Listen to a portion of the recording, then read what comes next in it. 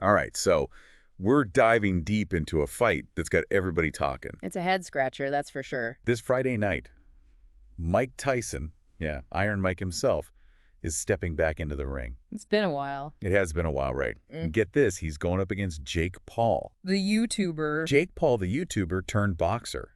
I mean, what even is this fight? Yeah, it's definitely an interesting matchup, to say the least. It's a total clash of worlds. We've got Tyson, a legend from boxing's golden era. A knockout artist. Right, the guy who bit Evander Holyfield's ear. That was a moment. And then you have Jake Paul, who, let's face it, built his name on the internet. A master of social media. And now, somehow, they're both stepping into the ring together. It's a mix of nostalgia and, I don't know, modern internet craziness. And, you know, there's a reason everyone's talking about it. It's like Tyson represents this old school boxing, the raw power. That intimidation factor. And Paul, he brings in this whole new audience, a younger generation that maybe wouldn't normally watch boxing. They follow him online. It's a really savvy move, actually. It kind of bridges these two different worlds. Smart. And they're not holding back with the venue either. This fight's happening at, wait for it, AT&T Stadium. Wow. In Arlington, Texas, home of the Dallas Cowboys. That place is huge. It's massive, a stadium built for spectacles. Exactly. Choosing a venue like that kind of tells you everything you need to know about this fight.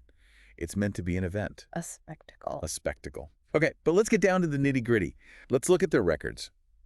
Tyson's last fight, now this was an exhibition bout, but it was still over 3 years ago. Okay. Paul, on the other hand, he's been active. He's coming in with a 4-fight winning streak. Impressive. And he's got some knockouts under his belt, too. His last fight, he actually knocked out Tyron Woodley, a former UFC champion. Wait, seriously? I thought that was, like, all hype. Nope, he's got some power behind those punches. Okay, so this is not just some publicity stunt. Well, there's definitely a lot of hype around it, but Paul's shown he can actually fight.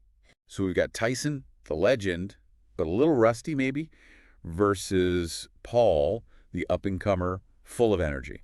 Yeah, it really sets the stage for an interesting dynamic. Tyson's known for his aggressive style, those knockout punches, but can he keep up that pace against a younger opponent? Right. And Paul, he's got the reach advantage. He's more agile. It's a classic battle of styles. It'll be fascinating to see how it plays out. Now, hold on, because this is just the main event. The whole fight card is actually a two-parter. Interesting. We've got early prelims starting at 5:30 p.m. Eastern Time. Those are going to be streamed on MMA Fighting. Okay. We've got some interesting fights there. Green versus Watpool, Body versus Casamonica, and Carrington versus Coolwell. Then at 8 p.m. Eastern Time, things shift over to Netflix for the main card. Netflix. Wow, that's a big deal. It's huge.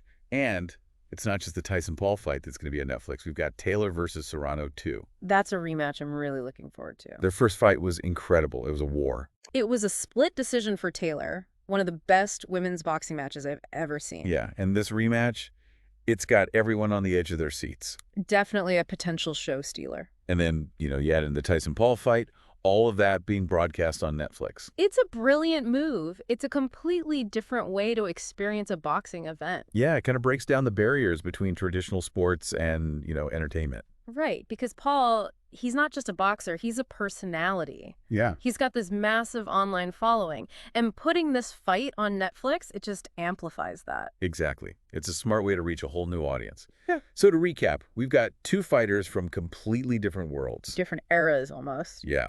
A two-part fight card with some seriously exciting matchups and a groundbreaking broadcast deal with Netflix.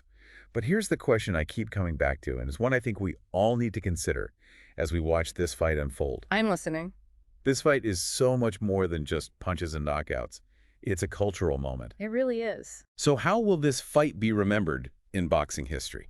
With these two fighters, their ages, their styles, and, let's be honest, the sheer entertainment factor. Will it be seen as a legitimate athletic contest? Just a spectacle. Or maybe something in between. I guess we'll have to watch and see. Exactly. Friday night, it all goes down.